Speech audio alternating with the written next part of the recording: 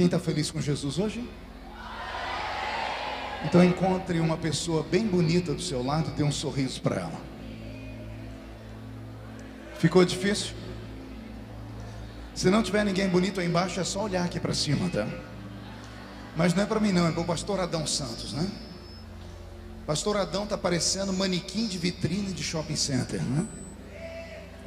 Está com uma gravata ali que nem Salomão teve uma igual, viu? A cor da alegria, vinho, né? Pastor Adão, há muito tempo eu queria lhe conhecer pessoalmente. Lhe conheço das mídias, né? Das histórias, dos púlpitos do Brasil. E hoje estar presente com o senhor aqui é um motivo de muita alegria. Deus lhe abençoe muito. Deus lhe faça frutífero nessa terra. Dizem por aí que o profeta só não tem honra na sua casa, mas eu acho que a sua história vai mostrar o contrário. E já está mostrando.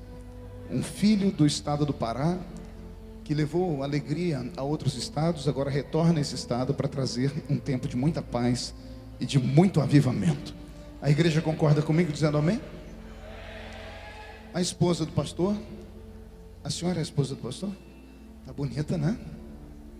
É, pastor Adão, o senhor orou muito, né? Já ela eu acho que não orou nada, né? É brincadeira, viu? Um casal muito simpático, Deus abençoe vocês. Rever meus amigos aqui, ouvir essa nova geração pregando é um motivo de muita emoção. Quero cumprimentar aqui a cantora Suelen, minha irmãzinha, maninha de tanto tempo, né? Deus te abençoe, leve meu beijo no coração da Mara. Você ainda está no Paraná? Está em Goiás agora? Quem mandou você arrastar ela para Goiás? Seu abençoado. Deus abençoe vocês de todo o coração. Mas se encontrar a Mara, fala que eu mandei um beijo para ela, tá bom? Cumprimentar aqui a cantora Mara Silva, que me deu um CD. Vera Lima, que me deu um CD. E o Robson Santos. Cadê o Robson? O Robson mandou um bilhetinho para mim aqui. Ele quer cantar uma música comigo. Me dá poder de filho. Você gravou essa música? Então nós vamos formar uma dupla. Sepultura e cemitério, tá bom? Alguém trouxe Bíblia nessa noite? Vamos estar em pé em reverência à leitura da palavra. Abra sua Bíblia comigo no livro do profeta Isaías. Livro do profeta messiânico. O capítulo é o de número 43 e o versículo é o de número 1. Eu vou abrir uma exceção para algumas pessoas que estão sentadas porque estão com crianças no colo. Essas pessoas podem permanecer sentadas. Também vou abrir uma exceção para as pessoas que estão sentadas porque estão doentes. Aliás, não vou abrir não. Seja curado já, em nome de Jesus, e se coloque de pé. Agora, os demais que estão assentados, eu não sei qual o motivo. Aquela banda ali tem um grupo, vocês não estão me ouvindo ou não querem ficar em pé mesmo? Ah, estão ouvindo. Vamos estar em pé. É o pessoal atrás de vocês. Olha para trás aí, o pessoal está tudo sentado. E o menino tem 15 anos, a menina tem 18. Que canseira é essa, gente? Isso. Reverência à leitura da palavra. Está escrito assim: mas agora assim diz o Senhor que te criou, a Jacó, que te formou, a Israel: não temas, porque eu te remi, chamei-te pelo teu nome e tu és meu. Quando passares pelas águas, eu estarei contigo. Quando passares pelos rios, eles não te submergirão. Quando passares pelo fogo, ele não te queimará, nem a chama arderá em ti, porque eu sou o Senhor teu Deus, o Santo de Israel, o teu Salvador. E quem crê nesse texto, diga: eu creio. Feche a Bíblia, coloque no banco, na cadeira, na arquibancada e pegue na mão da pessoa mais perfumada do seu lado. Ainda dá tempo. Aperte a mão da pessoa com carinho até ela falar aleluia.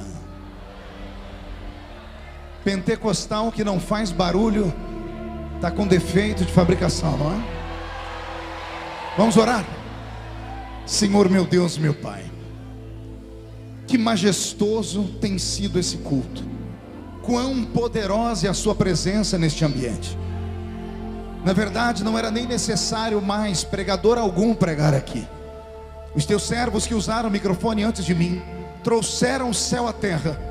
E se eu me equivoquei, Senhor, eles acabaram arrastando a igreja até o céu, porque eu senti a sua glória cara a cara. Mas me foi dada a oportunidade de ministrar a sua palavra, e eu não recuo da ordem dada. Mas antes de ministrar a sua palavra, eu lhe faço alguns pedidos.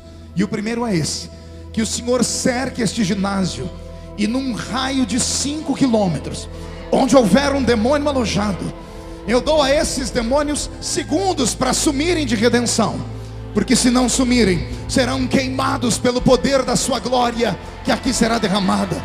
Rasgue os céus sobre esta linda cidade nesta noite.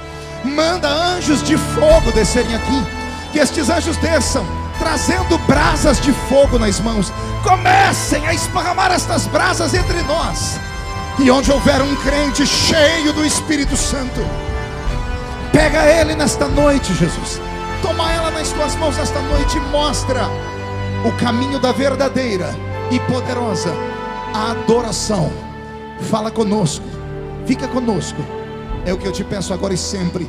E toda a igreja diz: os que podem, tomem o seu assento, dando a Jesus uma linda salva de palmas, porque Ele é grande, porque Ele é tremendo. Graças a Deus. Vou pedir ao meu tangedor Robson: o que você está fazendo aí? Era para esse... O cabo não dava para chegar aqui? Tomara que eu te veja, porque eu estou meio cego, né? Mude a música para mim, Robson. Eu ministro o Evangelho de Cristo desde criança. Eu tinha 13 anos de idade quando agarrei um microfone como esse para pregar pela primeira vez. Hoje, no alto dos 44 anos, eu sei que a carinha é de 50 e o corpinho é de 60. Você ri porque não é você, mas eu não consigo trazer na memória nenhuma lembrança, desde a minha infância até os dias de hoje, de um culto que Jesus tenha faltado à reunião. Meia dúzia, entendeu? Eu vou melhorar a sentença. Eu quis dizer que desde criança até hoje, eu não me lembro de um culto que Jesus tenha sequer chegado atrasado à reunião. Muitas vezes, por motivo de força maior, somos obrigados a chegar no culto depois que ele começa. Às vezes somos obrigados a ir embora antes do culto terminar. Mas Jesus nunca fez isso. Ele sempre chega quando o primeiro crente chega. Ele só vai embora quando o último crente vai embora. Isso quando ele não encontra aqueles crentes maluquinhos, que eu acredito que tem aqui em Redenção, que amam emendar o culto numa vigília. Porque se ele encontrar os vigilheiros, ele fica com eles até o sol raiar. Ele deixou na sua palavra uma promessa dizendo: esta é a minha igreja, e as portas do inferno não prevalecerão contra ela. Quem pertence a esta igreja pode dar um grito para acordar a cidade toda. Maravilha. Nesses mais de 30 anos ministrando a palavra do Senhor, a experiência não me falta. Todavia, anda me faltando a paciência. Eu acho que a idade vai chegando, a maturidade vai chegando, e vai chegando junto a ranzinzice. Estou ficando meio ranzinza. Por exemplo, eu não suporto estar pregando e ver pessoas andando, porque eu não consigo imaginar uma pessoa que serve a Deus, que vem para um culto como esse, e tem um outro compromisso melhor do que esse, para sair, principalmente na hora da palavra, né?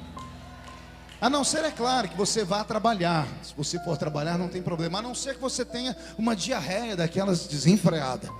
Aí eu compreendo. Mas fora isso, não consigo entender como é que as pessoas não conseguem encontrar um lugar para sentar na hora do culto.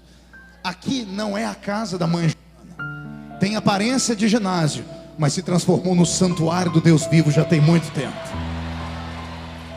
Nestes anos, pregando a palavra de Deus, eu aprendi algumas coisas e ando ensinando.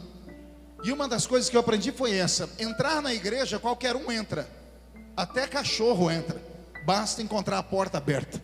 Mas entrar no culto, aí não é qualquer um. Não, demorou cair a ficha? Eu vou falar de novo. Entrar na igreja, qualquer um entra. Agora, entrar no culto, na presença dele, adorando a ele, falando com ele, ouvindo a voz dele, aí não é para qualquer um. Aí é só para aqueles que têm fome e sede da justiça. Quem tem fome e sede da justiça aqui, dá mais um brado de vitória, por gentileza. Eu prometo que não vou me delongar, até porque as horas já se foram. Mas eu tenho algo de Deus para falar ao seu coração. Talvez não seja aquilo que você queria ouvir, mas com certeza é aquilo que você precisa e vai ouvir. A Bíblia Sagrada é um livro antigo.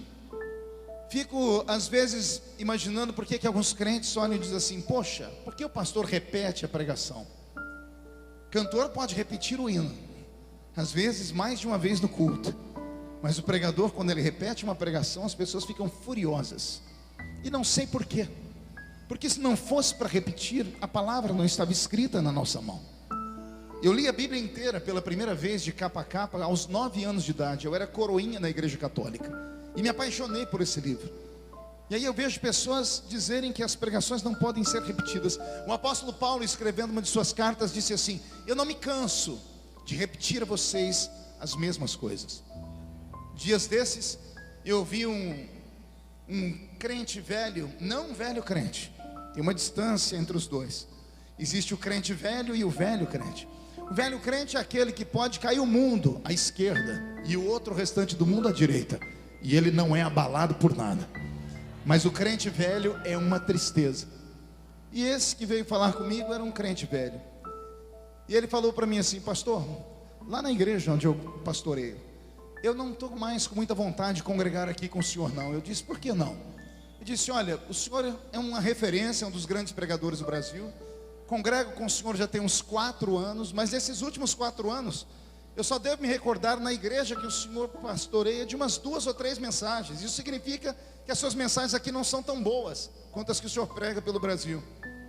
Quando ele terminou de falar, eu disse assim para ele: olha, nesses últimos 4 ou 3 anos, eu também me lembro de ter viajado somente para uns 2 ou 3 países do mundo e ter comido uma comida que eu não esqueço mais. A comida foi boa, era diferente, mas o que me sustentou nesses 3, 4 anos não foi aquela comida diferente, foi o arroz com feijão. Foi a comidinha simples que a gente come todos os dias nos cultos da igreja. Quando algum irmão vier falar para você assim, que o pregador não estava com nada, que a palavra não estava com nada, repreenda ele e diga assim: a palavra não volta vazia. Não importa quem esteja no púlpito pregando, o que vai te abastecer para o dia do arrebatamento não é essa pregação de hoje aqui. Essa aqui é apenas uma comida diferente. O que vai te dar a sustentação é o que você ouve na sua velha igrejinha, daquele pastor, daquele presbítero, daquele diácono, de domingo a domingo. Então dê valor às coisas pequenas. Posso ouvir mais um glória a Deus? O livro do profeta Isaías traz no capítulo 43 2 revelações. Na verdade, revelações que eu as transformo nessa noite em 2 poderosas promessas. Eu disse 2 poderosas o quê? Não ouvi. Queria ouvir mais uma vez. Só para eu ter certeza que estou pregando no lugar certo. Há alguém aqui nesta noite que tem uma promessa de Deus na sua vida que ainda não se cumpriu? Então eu estou no lugar certo e a mensagem tem endereço. Isaías, no capítulo 43, está diante do Eterno. O Eterno, assim chamado Deus de Israel, chama o profeta para uma conversa, desabafa com ele momentos antes. O livro do profeta Isaías é um livro de desabafos. Quem já leu os seus 66 capítulos sabe muito bem o que eu estou dizendo. Do primeiro capítulo ao capítulo 39 deste livro, Deus desabafa com Isaías, arrependido de ter criado Israel. Nos primeiros 39 capítulos do livro de Isaías, da angústia, é só ais e uis. Se você pegar do primeiro capítulo ao capítulo 6, você vai ver o profeta com o dedo de profeta em rício dizendo: ai dos que bebem, ai dos que chamam pedra a Deus, ai dos que adulteram, ai dos idólatras, ai. Do primeiro capítulo ao capítulo 39, Deus chama Isaías, e Deus tem em uma mão um chicote e na outra mão um pesado cajado. E ele diz a Isaías: esse povo tem olhos e não vê, tem ouvidos e não ouve, e não me servem por amor.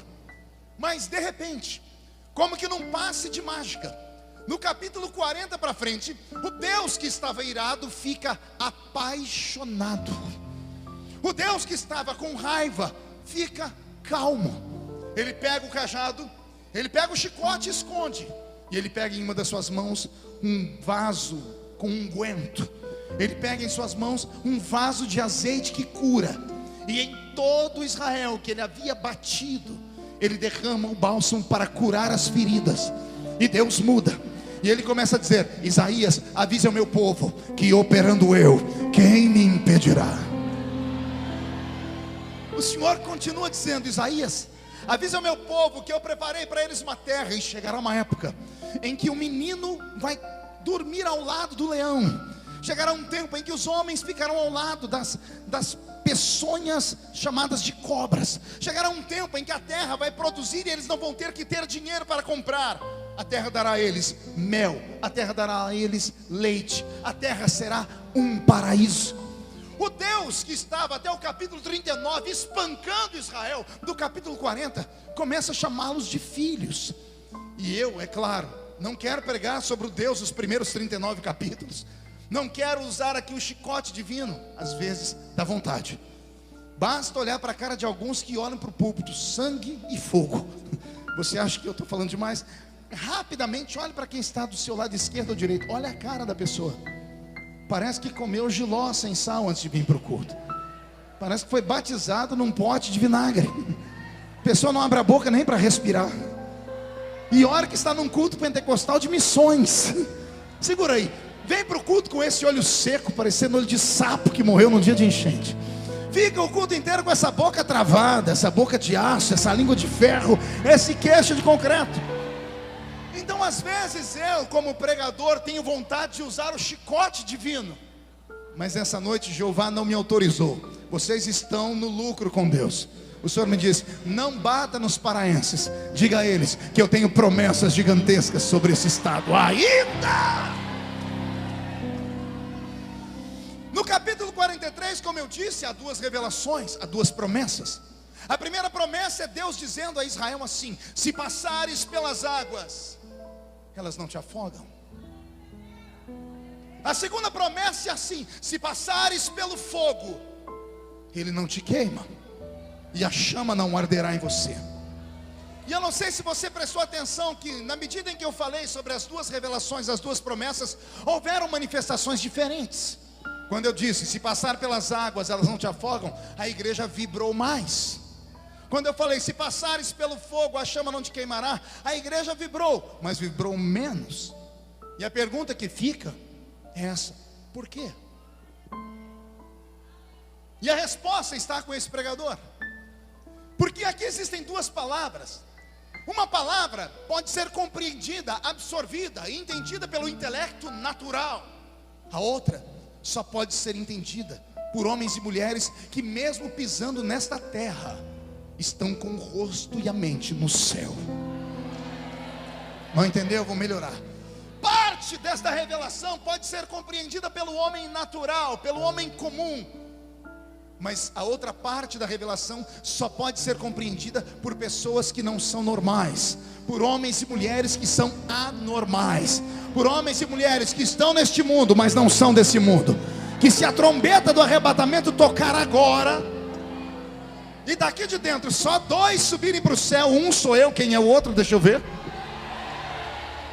Somente esses podem compreender o teor da segunda parte da promessa aqui.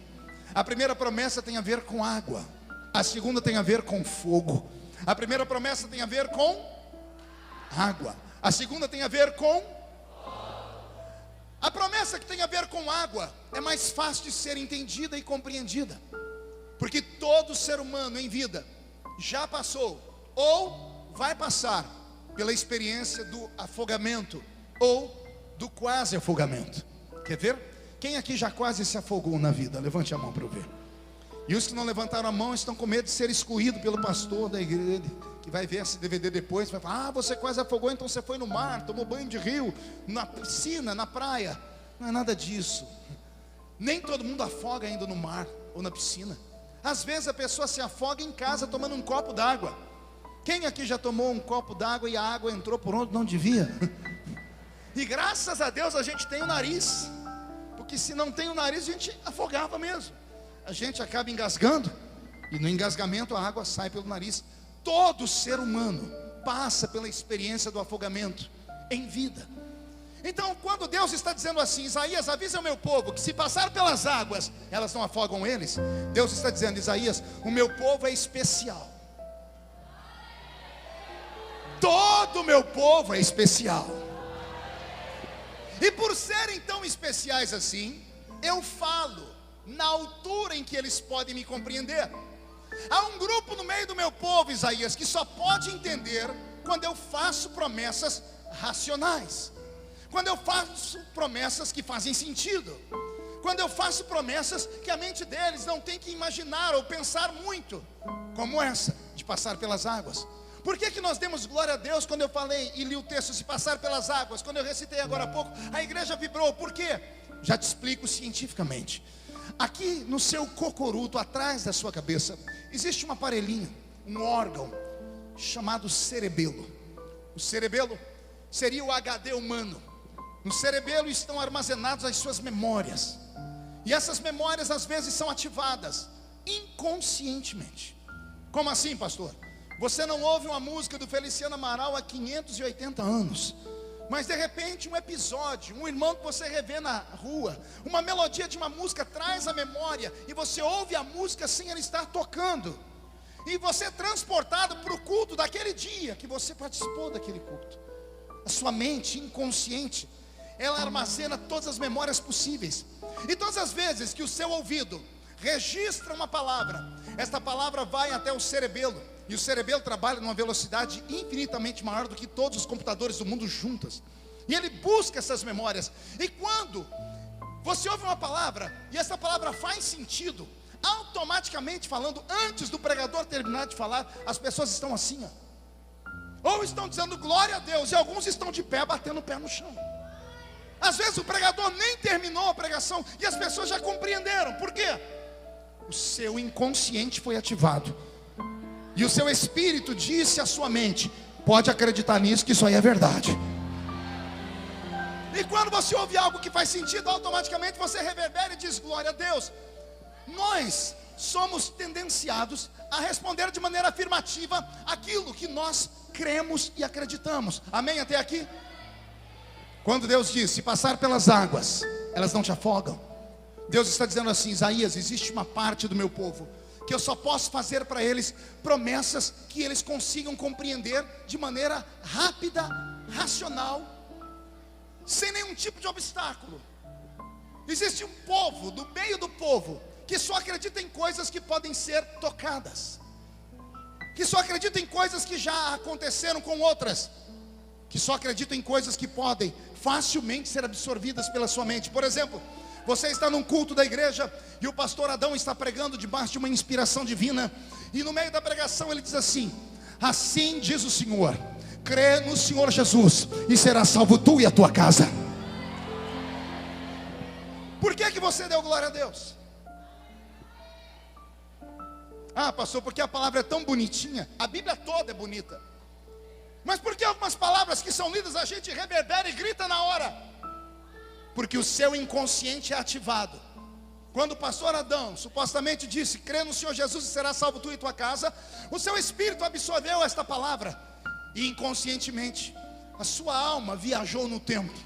E mesmo não se lembrando, o seu espírito quis dizer a você: você conhece alguém que já foi salvo, alguém da sua família já foi salvo, alguém da família do seu amigo foi salvo, e se Jesus salvou aquela, vai salvar a sua também.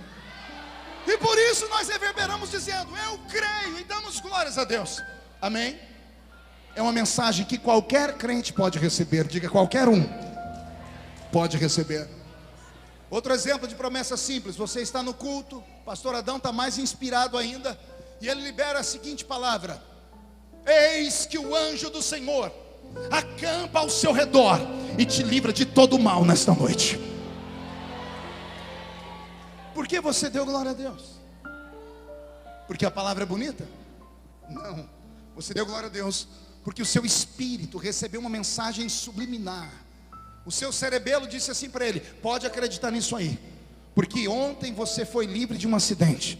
Há 2 semanas atrás alguém ia te matar. Aquilo que as pessoas chamam de sorte ou de quase, para o crente não existe sorte nem quase. Para o crente não existe coincidência. Para o crente existe cristocidência. Você sabe que não foi obra do acaso, foi a proteção de Deus sobre a sua vida. Posso ouvir um amém por essa palavra? Então levante a mão direita para o céu comigo. Coloque no ombro do seu irmão e diga assim para ele no pé do ouvido: esta palavra faz parte de uma promessa simples, que qualquer um pode ouvir, porque qualquer um pode acreditar. Respire fundo agora e aperte o cinto. Robson, mude a música. O Eterno resolve mudar a promessa, e ele sai da água e vai para o fogo. E ele diz: mas existe uma parte de homens e mulheres na igreja, muito obrigado. Existe um grupo de homens e mulheres no meio do meu povo que estão prontos para ouvir promessas loucas, promessas absurdas, promessas incríveis, promessas espetaculares, promessas que homem natural não crê, não consegue compreender, e por isso dá gargalhada delas. Mas existe alguém no meio do povo do Senhor que está preparado para ouvir coisas que os ouvidos naturais não ouviram. Aí vem Deus e diz: se passar pelo fogo, a chama não queima você. Percebeu que só aquela irmãzinha deu glória a Deus? Eu repeti a palavra do fogo, eu já estou ensinando e explicando, mas só ela deu glória a Deus. Eu já explico, era natural isso. Porque quando você ouve passar pelo fogo e não se queimar, não faz sentido. O seu cerebelo busca experiências e ele não encontra. A única que ele vai encontrar é a velha história de 3 moços que foram jogados em uma fornalha e sobreviveram sem que o fogo os queimasse. Qual o nome deles? Não, isso aí é apelido babilônico maldito. O nome deles é Ananias, Misael e Azarias. Os únicos 3 homens da história da humanidade que andaram no fogo e não foram queimados. Ei, escute, eu não estou falando de pessoas que andaram no fogo e sobreviveram a ele. A promessa não é passar pelo fogo e sobreviver ao fogo. A promessa não é sobreviver com queimaduras de 1º grau, de 2º ou de 3º grau. A promessa é: se passar pelo fogo, a chama não queima você. Antes de continuar, deixa eu te falar aqui um pouquinho sobre o fogo. O fogo é o elemento mais poderoso do universo. Por isso que quando Deus é aclamado na Bíblia Sagrada por inúmeras vezes, a Bíblia relaciona Deus a fogo. Hebreus capítulo 12, Deus é um fogo devorador. O fogo é o elemento mais poderoso do universo. Ele evapora a água, ele queima a madeira, ele queima o plástico, ele derrete o ferro. O apóstolo Pedro, na sua 2ª encíclica, ele diz que a terra e os elementos que existem nela agora, um dia serão derretidos pelo fogo. Aí vem o Eterno, o Criador do céu e da terra, e diz assim: Isaías, tem um grupo no meio do meu povo que eu tenho uma promessa louca para eles. E qual é a promessa, Senhor? Se levantar contra eles o maior poder do universo, ele se levanta para cair, porque não pode tocar o meu povo.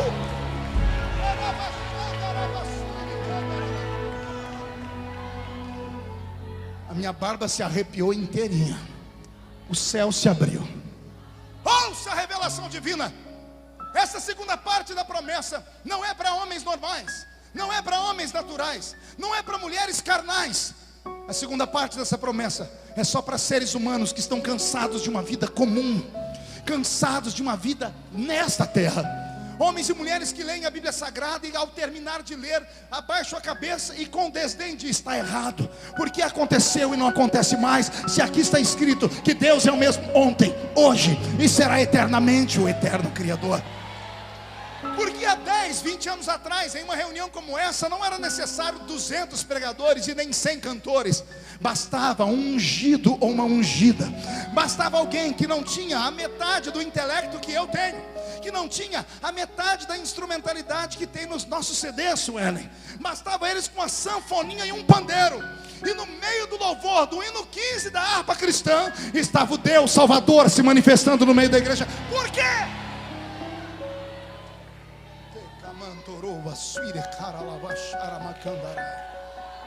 Porque naquela época os homens e mulheres eram homens e mulheres que entravam numa reunião como essa não para ver homens, não para ver mulheres.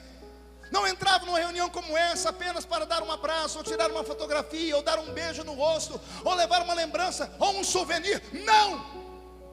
Os crentes só tinham 3 lugares para ir: igreja, sua casa e o trabalho. Em qualquer outro ambiente nós éramos rejeitados. Em qualquer outro ambiente o crente não era bem-vindo. Nem nas festas de aniversário da nossa família ímpia o crente não ia para lugar algum. Como o crente não ia para lugar algum, ele tinha tempo para ler a Bíblia. Ele tinha tempo para ler Abacuque. Hoje o nosso povo só sabe ficar no Facebook. O nosso pessoal antigamente conhecia o número do telefone de Deus. Hoje, com o seu WhatsApp, conhece o telefone de todo mundo. O telefone de Deus foi inclusive citado aqui hoje. Ele tem número 3332, não sei se você conhece. 33 é o capítulo e 3 é o versículo de Jeremias, que diz: clama a mim e responder-te-ei, e anunciar-te-ei coisas grandes e ocultas que você não sabe. Oh pastor, faltou o número 2. Isso tem que ser feito com 2 joelhos cravados no chão. Naquele tempo Deus podia falar, e por isso os profetas se manifestavam, e por isso haviam interpretações de línguas estranhas, e por isso havia manifestações de sinais, prodígios e maravilhas. Hoje, malemar, temos gritos de glória a Deus. Precisamos modernizar, inclusive. Precisamos trocar os glórias por aplausos, porque às vezes a igreja fica em muito silêncio demais. Não que aplaudir a Cristo seja errado. Não, o salmista diz: louvai ao Senhor com palmas. Mas eu me lembro que uma vez eu sentei com um velho presbítero da minha igreja, o irmão Ovídio Ramos, e perguntei para ele: irmão Ovídio, por que nós da Assembleia de Deus aqui do interior de São Paulo não batemos palma? O Ovídio olhou por cima daquele óculos todo torto que ele tinha e disse assim para mim com a voz de barítono: meu filho, não é pecado bater palma não, mas nós não bate palma para não errar o rumo. E eu falei: como assim, irmão Ovídio, errar que rumo? Ele falou assim: é o seguinte, quando nós bate palma, o certo é bater palma para Deus. Só que a gente só bate palma quando o pregador fala uma coisa bonita, ou quando a nota musical do cantor atinge uma altura linda. Aí a igreja aplaude.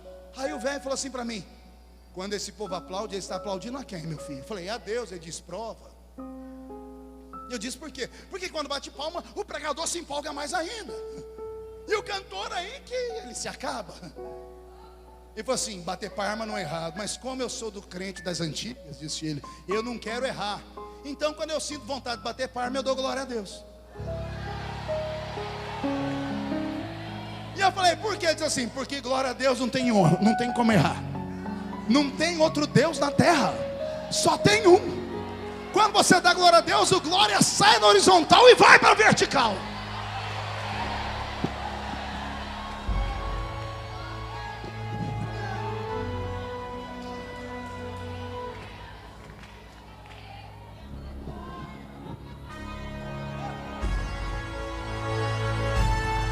O eterno Deus de Israel aqui está nesta noite, e Ele quer voltar a tocar a sua igreja, Ele quer voltar a fazer promessas absurdas. Mas como Ele pode fazer promessa absurda se o menino que está aí do seu lado, eu não vou nem olhar para não entregar, não para de fazer carinho na namorada dele? O marido não para de passar a mão no cabelo, no rosto da esposa. Os crentes não largam o celular nem por reza brava. Tem 2 meninas ali atrás, eu não vou nem olhar para não entregar, não param de lixar a unha. Alguém avise elas que aqui não é um salão de beleza, aqui ainda é a casa do eterno Deus.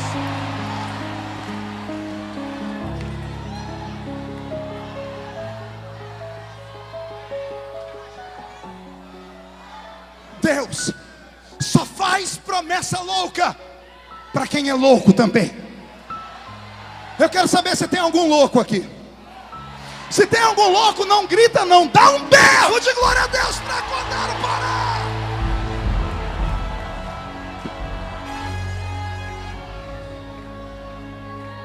Pastor, o que seria uma promessa louca? Já explico. Alguém me arrume uma toalhinha, por favor, um lenço. Me trouxeram aqui com todo carinho esses guardanapos. Daqui a pouco meu rosto está cheio de pedacinho de papel. Alguém tem uma piedade do pregador? Está limpinha? É que esses dias o irmão me deu um lenço, quando eu passei aqui, sangue de Jesus tem poder. O que seria uma promessa absurda e louca, pastor? Pastor Adão está pregando no culto, e ele resolve liberar uma palavra revelada, e ele diz assim: ô minha querida, está limpinha? Thank you very much. Pastor Adão está pregando no culto, ele libera a seguinte palavra, escuta aí: o Senhor está me dizendo que há uma mulher aqui, que daqui 3 meses embarcará para os Estados Unidos da América, entrará na presença de Barack Obama, e vai dizer para ele: abandona o seu cargo de uma vez e deixa o Trump trabalhar, e isso em inglês. Ninguém dá nenhum glória. Mas não era para dar glória a Deus mesmo. Por que ninguém reagiu? Porque é uma promessa que não faz sentido. A gente tem a vontade de rir. Pastor Adão está mais inspirado ainda e libera a seguinte palavra: há um homem aqui que vai receber uma herança da Alemanha, e com o dinheiro da Alemanha ele vai pagar a dívida externa da América Latina inteira. Oh, pelo menos um gritou. Você viu que ninguém gritou? Olha a cara do seu irmão, está dando gargalhada. Pastor, como é que eu vou dar glória a Deus com isso? Isso aí é uma invenção, isso é uma loucura. É disso que eu estou falando. É sobre isso que eu quero falar. Eu não quero falar com crentes, os crentes normais estão em casa assistindo a novela. Eu quero falar com um crente maluco. Eu quero falar com esse paraense que está do seu lado, que acredita que Deus vai colocar um par de asas nas costas dele, e ele vai viajar os 4 cantos desse planeta. Eu quero falar com homens e mulheres que acreditam no sobrenatural. Quem acredita no sobrenatural? Mão direita lá em cima, chacoalha ela. Faz uma tomada disso, cinegrafista, rápido. Chacoalha a mão direita. Chacoalhou? Coloque essa mão no ombro de quem está do seu lado e agarra a pessoa. Agora é para agarrar. Chacoalha a pessoa até ela ficar irritada. Irrita ela. Tira ela do lugar, chacoalha ela. Diga: Deus te trouxe aqui para isso. Sacode a pessoa, sacode. Diga: Deus te trouxe aqui para isso, para sacudir as promessas da sua vida. Só quem tem promessas reage.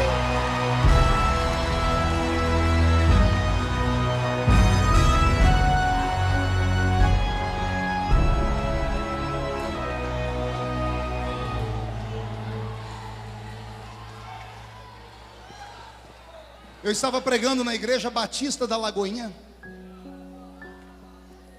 Terminou o culto, eu estava lá embaixo, na mesa com os meus materiais. Chegou um mineiro bem matuto perto de mim, e ele disse assim: ô pastor, eu senti de te dar um presente. E eu falei para ele: eu senti de receber, me dê logo. Ninguém sente de dar mais nada para nós, é uma tristeza. E o mineiro enfiou a mão numa sacolinha de plástico e tirou uma caixa de paçoquinha embrulhada. Até hoje eu não entendi esse mistério, mas eu estava morrendo de fome, desembrulhei uma paçoquinha e comi. E eu vou usar o idioma de Minas para falar da paçoquinha. Ô trem bom, sou. Quem já comeu paçoquinha embrulhada aqui? O trem é bom ou não é? Tem algum mineiro aqui? Olha, essa raça dominou o mundo. Todo lugar que eu vou do mundo tem um mineiro. Eu cheguei em Nagoya há poucos dias atrás, no Japão. Eu estou lá no Japão e eu levantei na congregação, perguntei: tem algum mineiro aqui? Não levantou um de zóio rasgado? Ô pastor, eu falei: uai, mas você é todo... Eu falei: não, eu sou da 3ª geração, estava no Brasil, vim para cá, mas eu nasci lá em Minas Gerais, sou. O mineiro olhou para mim, eu olhei para ele, estou comendo a paçoquinha e ele deu o golpe. Ô pastor, o senhor pode orar por mim? Eu já estava com a paçoquinha na boca, não tinha como voltar. Eu falei: depois da paçoquinha eu faço qualquer coisa para você. Eu falei: você quer oração pelo quê? Ele disse: ô pastor, ontem à noite eu fui numa vigília. Aí eu enfiei a paçoquinha na boca para não ter uma crise de riso. Mas eu não sou gente. Eu falei: você foi aonde? Ele: numa vigília. Eu enfiei a paçoquinha de novo, que eu já ouvi falar de vigília. Vigília era a primeira vez. Eu falei: e daí? Ele falou: e daí, pastor, que não era vigília de crente normal, não. Era vigília de crente doido. Eu conheço vigília de crente doido. Mas eu queria ouvir da boca dele. Eu falei, o que é uma vigília de crente doido? Ih, pastor, é aquelas vigílias que quando o Espírito Santo desce, os crentes parecem que recebem o espírito do Bruce Lee, uai. E eles ficam... Eu falei, e daí? Ele falou, e daí, pastor? E daí que lá pelas tantas, levantou um profeta doido. Eu conheço profeta doido, de vigília de crente doido. Mas eu queria ouvir da boca dele. Eu disse, o que é um profeta doido, meu filho? Ih, pastor, aqui esse profeta que quando vem profetizar pra gente, quase mata a gente do coração, uai. Mas por quê? Uai, pastor, eu estava encostado na parede da igreja, olhando para o púlpito. Eram umas 4 da manhã. E o senhor sabe, né? A vigília é assim, ela sobe e desce. Ele quis dizer, tem a hora que o fogo cai, o povo dança, daqui a pouco quieta todo mundo. Aí quando está todo mundo querendo dormir, vem um doido e grita, eita Deus, aí o fogo pega de novo. Ele falou, pastor, quando eu estava lá escorado na parede, foi esse momento, estava todo mundo quieto, pastor. E lá vem o profeta, pastor, o profeta em vez de vir de frente, veio de costa. Foi, e aí? E aí, pastor, que ele veio e botou a mão no meu ombro. Eu falei, que eu quase tive um desarranjo. Eu falei, porque ele botou a mão no seu ombro? Não, pastor, que ele botou a mão no meu ombro e não deu tempo de eu virar, uai. Eu, por quê, meu filho? Uai, pastor, quando eu fui virar, ele falou assim, homem! Ai, ai, ai, aqui esse profeta espalhafatoso, né? Eu falei, e aí? Foi aí, pastor, quando eu voltei para a terra, eu olhei para a cara do profeta, ele estava se chacoalhando todo. Ele agarrou a minha mão direita, pastor, e disse para mim, homem, entra tu comigo nessa carruagem de fogo agora.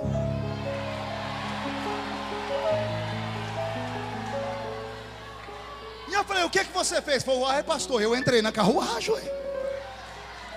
E como é que foi? Ih, pastor, olha, começou bem, nós corremos por lá. Eu achei que ele ia parar, ele engatou uma outra marcha e corremos na frente do púlpito.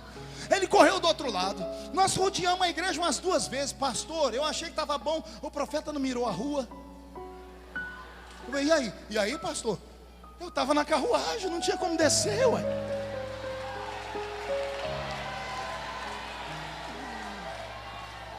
Ele falou, pastor, nós demos uma volta no quarteirão inteiro. E o profeta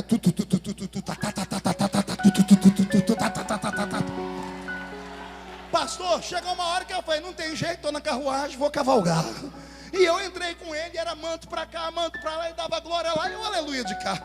Pastor, o profeta resolveu entrar na igreja de novo. Eu falei, e você? Falei, pastor, eu estava na carruagem.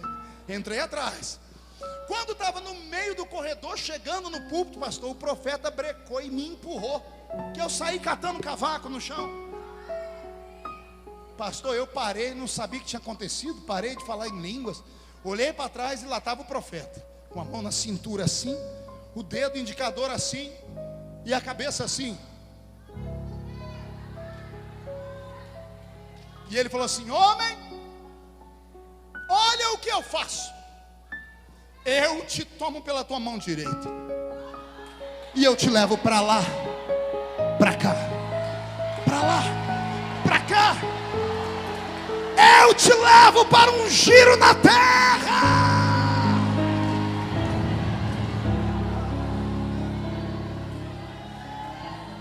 E te trago aqui. Homem, contempla à sua frente a rampa do palácio do Planalto, porque eu te colocarei entre os príncipes e reis da terra. Eu amo a criatividade profética. Tem pessoas que não conseguem compreender as manifestações proféticas porque não conhecem a cultura pentecostal. O espírito sujeito ao profeta é o espírito do profeta. O profeta recebe a mensagem, filho, vem cá, vem cá. O profeta recebe a mensagem, chega na pessoa e pode dizer assim, o irmão está preparado? Deus mandou dar uma mensagem. Fecha os olhos. Aí o profeta começa, ai, ai, ui, profetiza. A pessoa se emociona toda. Ou o profeta pode simplesmente fazer assim, irmão, Deus me falou que vai acontecer isso, isso, isso na sua vida. Ou o profeta pode dizer assim, irmão, me procura amanhã que eu tenho algo para te entregar. Ou o profeta pode simplesmente fazer assim, não vou falar a Deus. E pronto, obrigado. O que eu quis dizer, o espírito sujeito ao profeta é o espírito do profeta. O Espírito de Deus não se sujeita a ninguém. Eu amo a criatividade profética. Esse profeta foi criativo. Ele fez como alguns profetas da Bíblia. Isaías andou 3 anos pelado na terra para falar sobre como Deus enxergava Israel na sua nudez, no seu pecado, na sua vergonha. Eu amo a criatividade profética. Mas quando esse mineiro acabou de falar para mim, eu me emocionei. Vocês não vibraram quando eu terminei a profecia? Eu também. Só que quando eu dei glória a Deus, eu fui olhar para o profeta, para o mineiro. O mineiro teve uma crise de riso. Ele contou e começou a rir, que a barriga dele balançava. Não entendi porque ele está rindo. Eu enfiei a mão no meu paletó, peguei um cartãozinho de visita e anotei o número do meu celular. E eu entreguei para ele. Disse para ele assim: olha, pega. E ele parou de rir, olhou e falou: que é isso, pastor? Eu falei: é o meu celular particular. E ele: nossa, eu vou ter seu número. Eu disse: vai. Ele falou assim: para quê, pastor? E eu falei: para quando você subir a rampa, uai. Para quando você rodear a terra, uai. Lembra de mim quando entrar no seu reino, homem. Porque eu creio em profecias malucas. Todavia, quando eu acabei de falar, o mineiro, ao invés de dar glória a Deus, abaixou a cabeça. Quando ele levantou, os olhos dele marejaram de lágrimas. E ele, com a voz embargada, passou a falar assim para mim: Suelen, o senhor acredita mesmo nisso? E eu falei: por que não acreditaria? Ele disse: pastor, eu vendo doce nas esquinas de Belo Horizonte para levar comida para minha família. Eu não sei ler, não sei escrever. Eu moro numa casa que a porta da frente não tem fechadura, é escorada com uma cadeira de fórmica. Só eu e quem tem mais de 35 sabe o que é fórmica. Pastor, você acredita que um homem como eu, banguelo, pobre, analfabeto, um dia vou subir a rampa e vou rodear a terra? Quando ele disse isso, preste atenção. Quando ele disse isso, ele conseguiu atingir o meu intelecto. E eu olhei para ele como homem natural e disse: faz sentido. Como é que esse homem um dia pode chegar em algum lugar sendo pobre desse jeito, sendo analfabeto? E quando eu fui concordar com ele em espírito, o Senhor fez uma coisa que só quem é espiritual acredita. Pastor Adão, Deus me arrebatou em sentidos. Sumiu tudo na minha frente. Sumiu o mineiro, os mineiros, a igreja, os carros. Escute. Segure só, escute. Eu olhava e não via nada. Eu estava em um lugar que não era nem escuro e também não era claro. Não tinha luz, mas também não tinha escuridão. Eu estava no meio do nada. E de repente eu olhei para o chão, houve uma explosão. E dessa explosão, um edifício começou a nascer. Sabe quando você vê em filmes, quando uma casa está sendo construída rapidinho, quando eles aceleram a câmera? Daquele jeito. Eu vi um edifício sendo construído e eu fui olhando para a altura dele. Quando eu olhei bem alto, lá em cima foi colocada uma placa brilhante escrito Hilton Hotel. Eu olhei para baixo porque me chamou a atenção que lá no 8º ou 9º andar tinha um homem de gravata e terno. Eu não consegui enxergar o rosto dele porque eu estava aqui embaixo. Quando eu olhei para o homem, o Senhor me transportou para dentro do quarto dele. E eu fiquei atrás do homem. E eu via tudo que o homem via. À direita do hotel eu via o estádio de Wembley. E lembrei do lugar. Eu disse: isso aqui é Inglaterra, é Londres.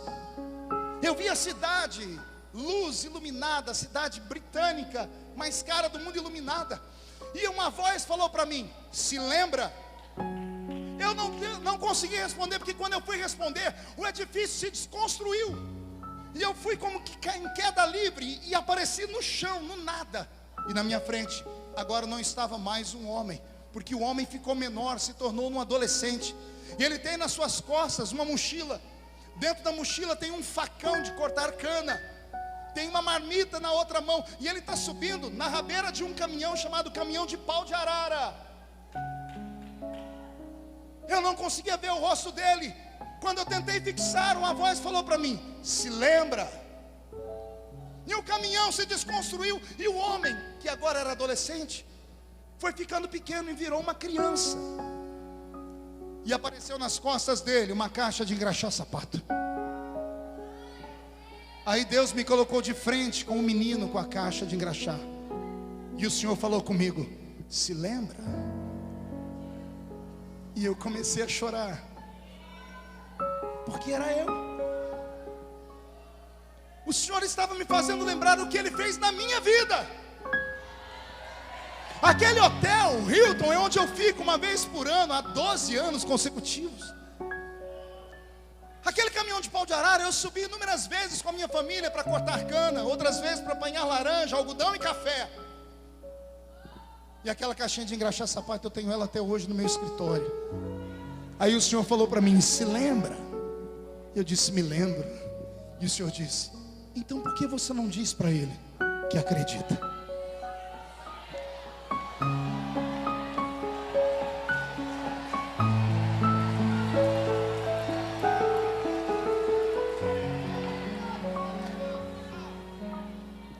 Eu me emociono até hoje quando me lembro da minha história.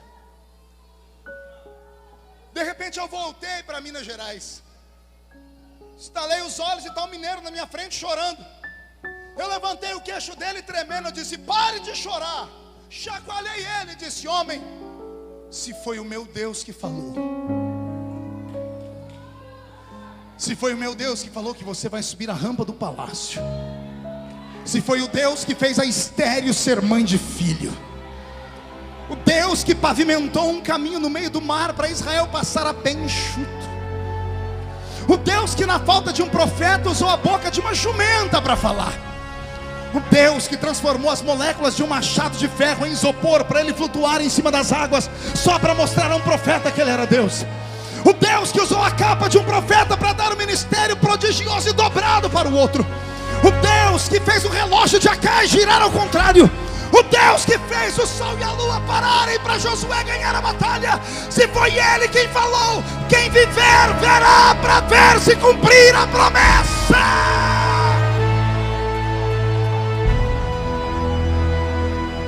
E Araçui aqui amanto robas, narabassuri de candorabasiri harabacana.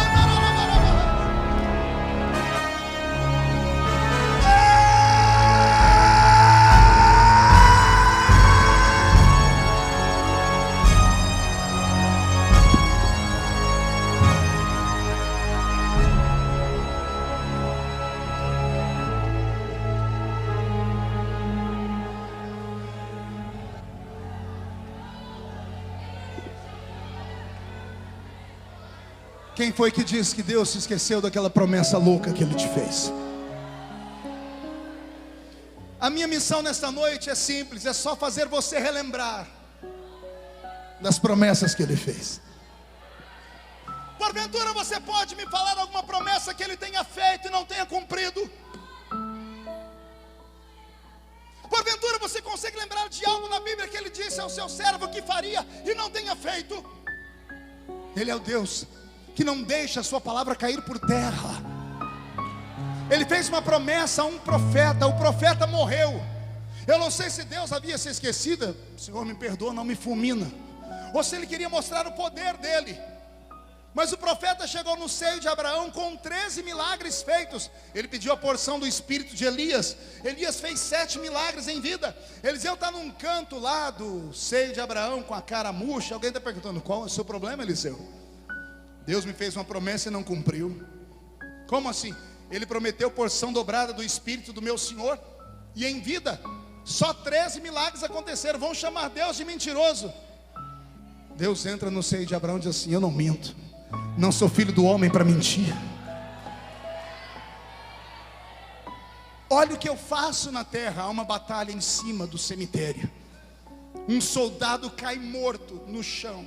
O peso do corpo dele rompe uma tumba, e ele encosta nos ossos do profeta.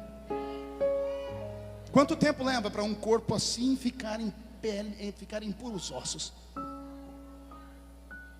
A promessa levou tempo para se cumprir, mas de repente o homem morto ressuscita, porque encostou no osso de um profeta que tinha uma promessa.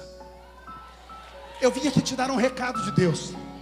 Saia daqui tranquilo nessa noite. Não se assuste com o diagnóstico do médico. O câncer, a AIDS ou qualquer outra doença incurável está ouvindo o profeta falar. Doenças incuráveis, esta pessoa sobre qual você está tem uma promessa.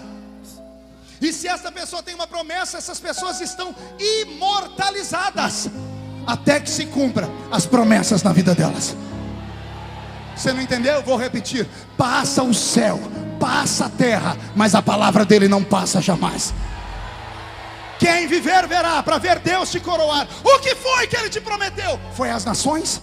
Pede e eu te darei as nações por herança. Foi as nações que ele te prometeu. Ele prometeu colocar você num pássaro de aço e te fazer cortar o Oceano Atlântico, o Índico. Foi isso que ele prometeu. Ele prometeu te transformar no maior fazendeiro ou garimpeiro do estado do Pará. Ele prometeu que você ia ser governador desse estado. Pois anote, você não morre até que esta palavra se cumpra, porque Deus não faz promessa louca pra gente normal. Deus só faz promessa louca para quem é louco também. E eu queria ouvir o grito dos loucos nesta noite.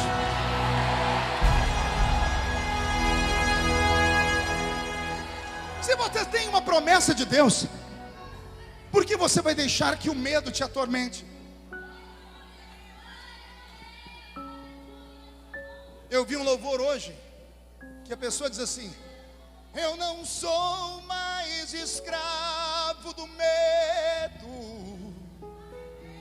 eu sou um filho de Deus. Ouviu aí? Eu não sou mais um escravo do medo, porque eu sou um filho de Deus. Quem é filho de Deus aqui?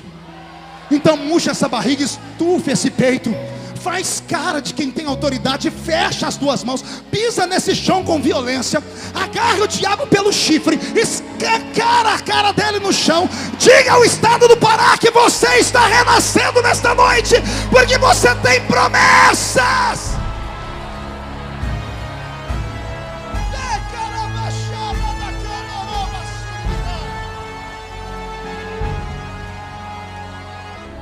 Você quer se alegrar um pouquinho? Quer dar gargalhada? Sabe como é que os meus amigos pregadores e cantores mais íntimos começaram a me chamar nos últimos 6 meses? De Highlander. É isso? Highlander. E eu falei pro primeiro: o que é isso? Você nunca viu um filme do Highlander? É um camarada que você enfia a faca, você dá um tiro nele, tudo, ele cai e levanta, não morre. E a história do filme é que se arrancasse a cabeça dele, ele morria. Arrancaram a cabeça e o homem viveu de novo. Deu um jeito de agarrar a cabeça e colocar no lugar. Foi como assim? O senhor não morre de jeito nenhum. Enquanto a gente toma tiro de revolvinho 22, o senhor toma tiro de mísseis.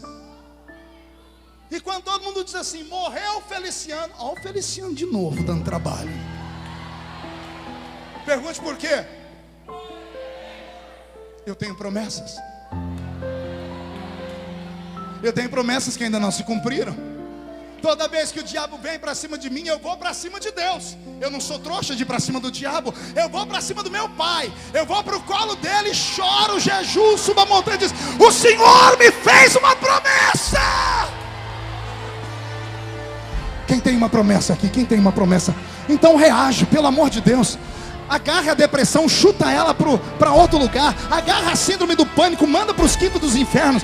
Bate no peito, diga: eu tenho promessas. Olhe para o seu amigo e diga: eu vou vencer. Esta semana, meu Deus, será um final de semana marcante na sua vida. Deus começa a dar sinais.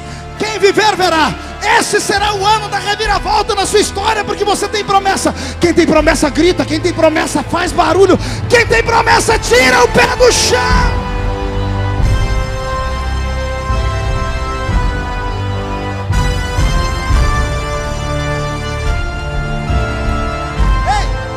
Escute aqui, sente. Ignore os que debocham dos seus sonhos. Muda a música, Robson. Ignore esses falastrões, essas faladeiras. Ignore esses crentes que te medem de alto a baixo pela roupa que você veste, pela rua que você mora. Ignore essas pessoas que te acusam do seu passado. Ignore as pessoas que te criticam porque você imita o trejeito de um pregador ou de um cantor, quem quer que seja. Ignore-os. São pessoas que nunca fizeram nada. São pessoas que queriam ter a sua ousadia, a sua coragem, e não tem. E não tem ousadia e não tem a coragem porque não tem a promessa. Porque Deus só faz promessa para quem é ousado. Deus ama gente atrevida. Deus ama gente que falta uns parafusos na cabeça. Você está entendendo? Agora eu estou falando só para penteca, só para quem é pentecostal do manto. Deus ama esses crentes malucos. Deus ama esses subidores de monte. Deus ama esses crentes que jejuam e oram. Deus é apaixonado por esses crentes que se aproximam dele. Ei, eu preguei agora, menos de 30 dias atrás. Eu estava nos Estados Unidos e preguei numa ilha chamada Ilha de Martha's Vineyard. E a ilha do famoso pregador americano John Wesley. Na verdade, pregador britânico, inglês, que foi para a América fugindo da Inquisição. Eu fui no museu de John Wesley e eu chorei muito. Pergunte por quê. Quando você ouve o nome de John Wesley, pai do metodismo, que criou a igreja metodista, a original, o homem que moveu a América do Norte inteira, um homem que da ilha de Martha's Vineyard, do porto até a cidade de Boston, ia de cavalo, pregando debaixo da neve. Quando você ouve falar que ele levou uma nação inteira aos pés da cruz, você imagina um gigante. Aí eu entrei no museu dele e vi o sapato dele e eu chorei.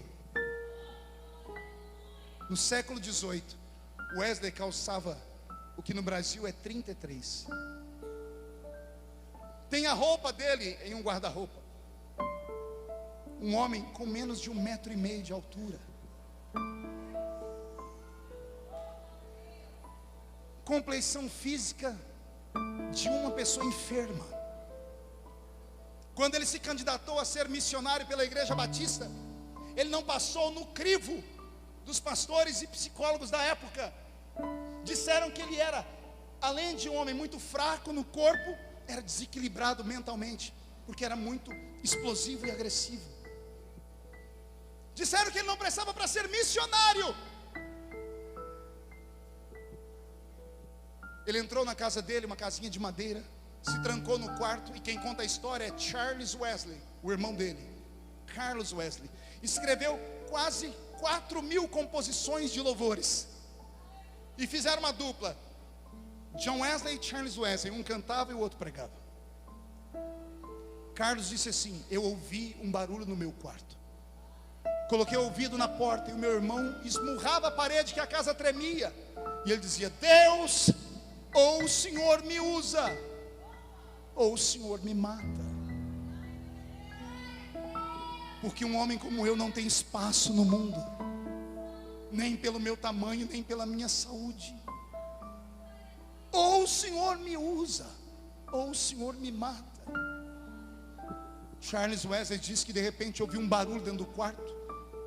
Ele abriu a porta e o irmão dele estava caído a metros longe da parede, tremendo. E ele perguntou: John, o que aconteceu? E John Wesley disse para ele: eu estava esmurrando aquela parede, e um vento saiu da parede e bateu no meu peito e me jogou para trás. E o Senhor me disse: eu te uso.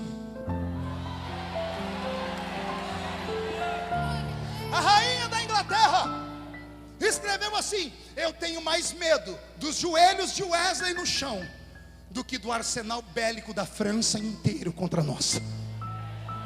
Conseguiu entender? Não, vou falar de novo. A rainha da Inglaterra disse assim: eu tenho mais medo de Wesley de joelhos no chão do que do exército da França inteiro contra nós.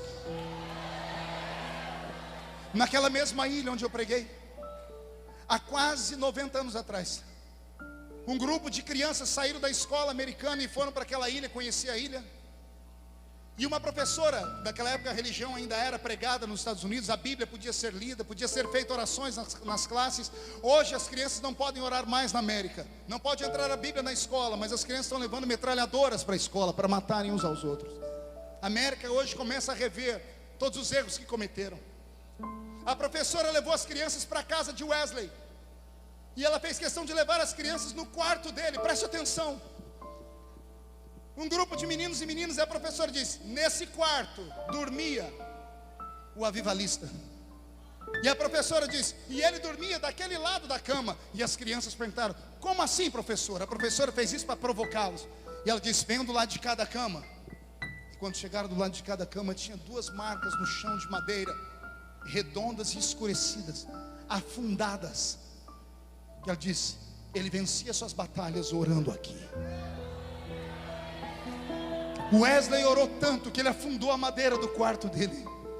E a professora olhou para aquelas crianças e disse: Deus está procurando um novo Wesley. As crianças saíram para o almoço, para um piquenique. Na hora de ir embora, a professora fez a chamada para as crianças subirem nas carroças.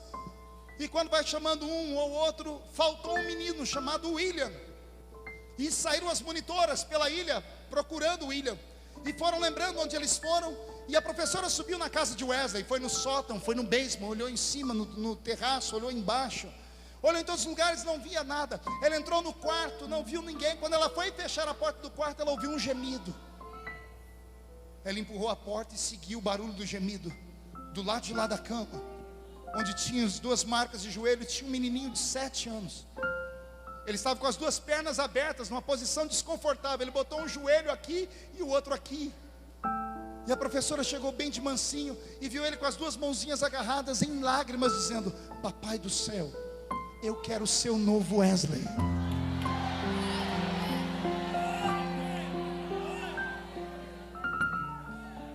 O William ainda é vivo. Chama-se Billy Graham. Billy Graham. O casamento gay foi aprovado em quase todos os estados americanos. No estado onde o pastor Billy Graham mora, estava para ser votada a lei, porque lá é por estado. Ele chamou um canal de televisão. Ele já tem mais de 90 anos, está com mal de Parkinson. E ele, tremendo todo, olhou para a câmera e disse: quero falar com os meus irmãos. Se eu ainda sou um homem de Deus, essa lástima não entrará no meu estado. Eu convoco todos os crentes em Jesus a não aprovarem isso. E não aprovaram a lei no estado dele. E ele diz: enquanto eu for vivo, o meu estado não conhecerá o pecado. Consegue imaginar isso em pleno século 21? Enquanto no Brasil pastores estão sendo expostos à vergonha e envergonham o evangelho, ainda existe um do outro lado que chama a responsabilidade para o nome dele, porque tem uma ficha limpa. Sabe por que ele tem uma ficha limpa? Porque ele tem uma promessa. Deus não me trouxe aqui apenas para trazer essa palavra bonita, porque eu sei que ela é bonita. Deus me trouxe aqui para mexer com seus sonhos. Incline a sua cabeça.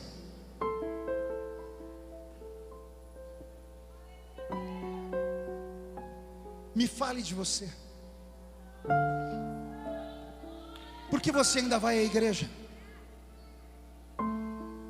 Me diga como fica o seu coração quando você vê um homem como eu pregar. Ainda acelera? Você ainda olha para o pregador e diz assim: um dia eu vou estar ali, ou você perdeu isso? A África ainda te atormenta?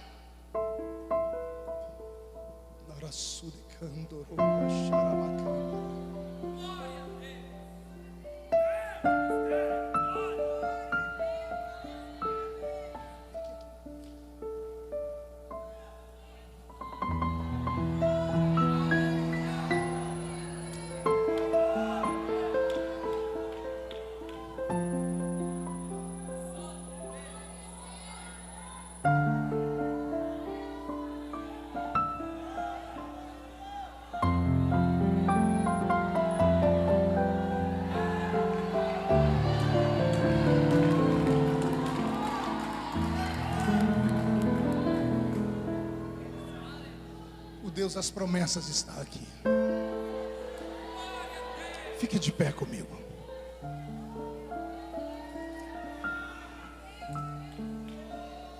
Incline a sua cabeça. Eu não sei o que esses últimos dias tem significado para você, mas para mim tem sido dias de desafio. Eu disse a Deus na passagem do ano que todos os dias desse ano, quando eu fosse pregar, eu ia invocar a presença do Deus da minha infância.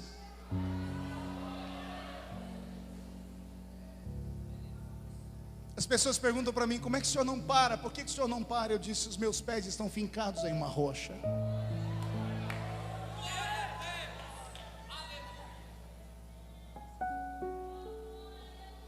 Agora eu vejo crianças como essa linda menina na mão dessa mãe. Eu vejo bebês. E eu fico imaginando em que igreja essas crianças vão congregar daqui 10 anos, se Jesus não voltar. Eu estou envelhecendo. A minha geração está envelhecendo. Não são só gritos de uma mente boa. É preciso mais do que isso. É preciso paixão. Eu reconheço que de longe sou um bom pregador. Eu conheço muitos bons pregadores e eu não sou um deles. Diante de Deus, falo isso sem demagogia. Eu não consigo me ouvir pregando. Eu nunca ouvi um DVD meu, nem uma fita minha, porque eu sou perfeccionista. Eu vejo amigos pregarem. Eu vi esse garoto que pregou aqui antes de mim. Que talento, que oratória bonita, que retórica. E as pessoas falam: então o que o senhor tem que quando o senhor fala a gente chora? Os cultos que o senhor prega é uma bagunça de emoções. A gente grita, vai ao delírio e começa a chorar. Por que acontece tudo isso? Eu digo: porque essa é a minha chamada. É provocar a minha geração. É dizer para você que o Deus do menino da Vila Tatu é o Deus dos irmãos de redenção. É o Deus dos irmãos de Xinguara. É o Deus dos irmãos do estado do Pará. É o Deus dos pobres. Deus não precisa do seu dinheiro. Deus não precisa da sua capacidade humana. Deus só precisa de um coração quebrantado. E geralmente o coração só é quebrantado quando ele é violado, quando ele é violentado. Só pode entender de compaixão quem precisou dela. Só entende de misericórdia quem precisou dela. E esta nossa geração tem que ser uma geração cheia de glória, mas cheia de misericórdia. Misericórdia com alguém assim. Feche os olhos. Eu vou fazer um convite. Só um. E eu vou pedir para que ninguém saia antes da bênção apostólica. Eu queria aqui perto de mim só os sonhadores que foram violados. Só gente que se machucou ou te machucaram. Só gente que tinha sonhos grandes, chamada profética, ministerial, e foram sepultados.